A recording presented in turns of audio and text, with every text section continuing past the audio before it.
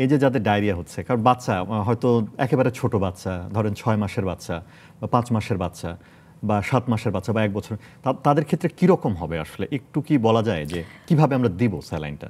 স্যালাইনটা এটা একটা মাপ আছে যে ৬ মাস পর্যন্ত একটা মাপ, ৬ মাস থেকে ১ বছরের একটা মাপ, সেই মাপ অনুযায়ী আমার দেখা হয়তো। তারপরেও আবার একটা দেখা যাচ্ছে পরিমাণটা, যে আমি একটা আন্দাজ করবো যে কতটুকু পায়খানা। এই কারণে বাচ্চাদের ওই সময়টা আমরা বলি যে প্যাম্পার্সটা খুলে ফেলতে।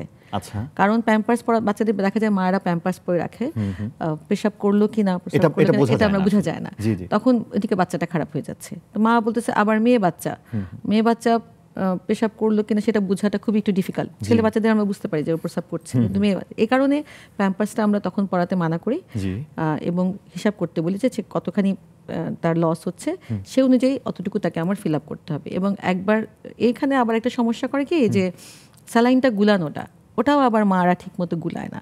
কোনো ক্ষেত্রে দেখা যায় যে অল্প পানিতে হিসাব মতো, যে আমি ৫০০ ml পানিতে ১ প্যাকেট খাবার স্যালাইন দিব, এটা কি একদম মেজারমেন্ট? এটা মেজারমেন্ট একদম ঠিক রাখতে হবে। এটা যদি ঠিক না থাকে তখন আবার দেখা যায় যে বাচ্চাদের অন্যরকম সমস্যা হয়। তখন আবার লবণের পরিমাণ যদি বেশি হয়ে যায়, সেটা তো বাচ্চার ব্রেইনে এফেক্ট হয়। এটার জন্য তখন বাচ্চার খিঁচুনি হয়।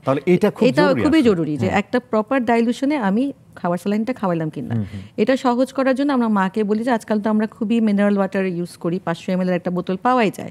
তো ওই বোতলে যদি আমি প্যাকেট একটা কেটে ঢেলে দিয়ে ওটা গুলায় ওটা খাওয়াই, তাহলে আমার হিসাবের আর কোনো সমস্যা না হয় না। কিন্তু যদি আমি ওই মাপতে থাকি ২ কাপ পানি বা আধা কাপ, সেটা তখন মাপটা ঠিক হয় না, কঠিন হয়। ঠিক হবে কিন্তু এটা মার জন্য একটু কষ্ট।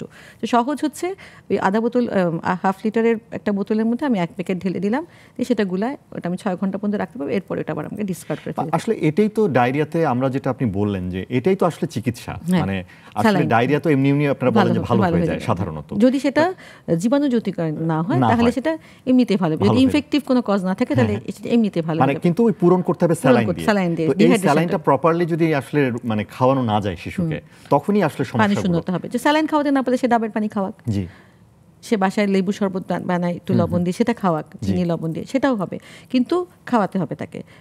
সাদা পানি খাওয়াক, একবার স্যালাইন খাওয়াক, একবার সাদা পানি খাওয়াক, যাতে তার ওই লবণের পরিমাণটা কোনো মতে বেশি না হয়।